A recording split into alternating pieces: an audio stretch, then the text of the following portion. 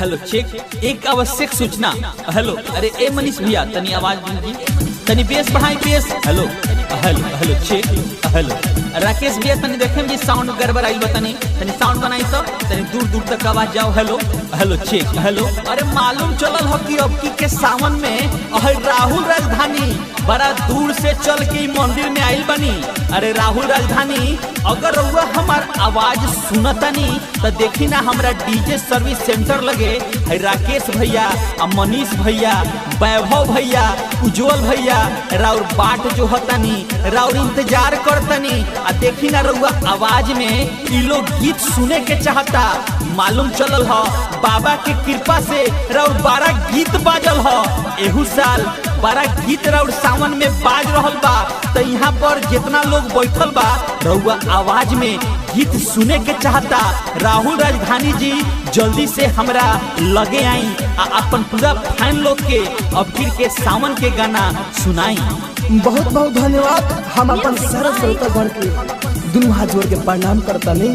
अपन प्यार दुलार आशीर्वाद के सही रहुआ पे बनावे रही। ये है 2020 के हमारे सावन के गाना सुनेंगे। माथे बनले बाते खपबरिया मोतिहारी के सुपर कावरिया हो। माथे बनले बाते खपबरिया मोतिहारी के सुपर कावरिया हो।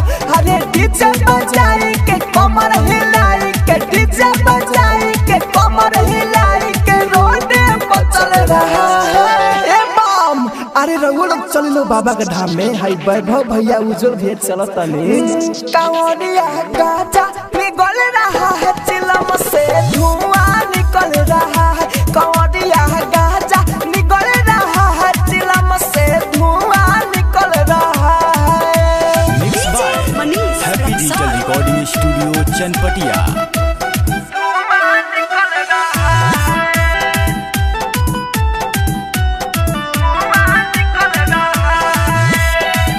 Presented by Unique Films. केहू पैदल केहू जाता बाबू देखा गाड़ी से। काका चिलम साफ कहर से सूती वाला साड़ी से।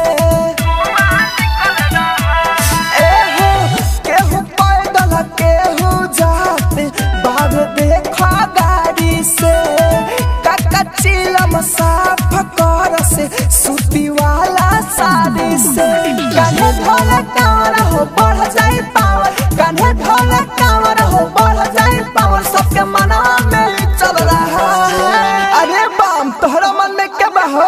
अरे हमरा मन में तो स्वयं भोलेनाथ बाड़े। कांवरिया गाजा निकल रहा है, चिलम से धुआं निकल रहा है। कांवरिया गाजा निकल रहा है, चिलम से धुआं निकल रहा है।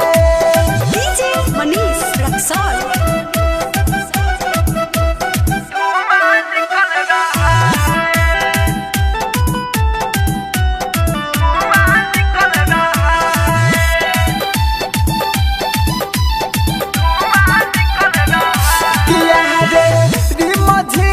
बरसाता रे सावन के फुहारा हो।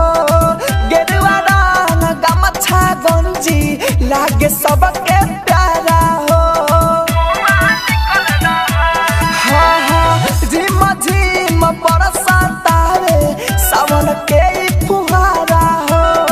गेरुआ रंग गमछा गंजी लागे सबके प्यारा हो।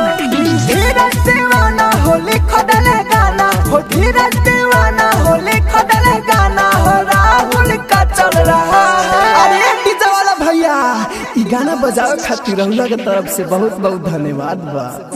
कांवरिया गाजा निकल रहा है, चिलम से धुआं निकल रहा है। कांवरिया गाजा निकल रहा है, चिलम से धुआं निकल रहा है। हैप्पी डिजिटल रिकॉर्डिंग स्टूडियो सावु विवाह भवन के पीछे वार्ड संख्या 6 चनपटिया।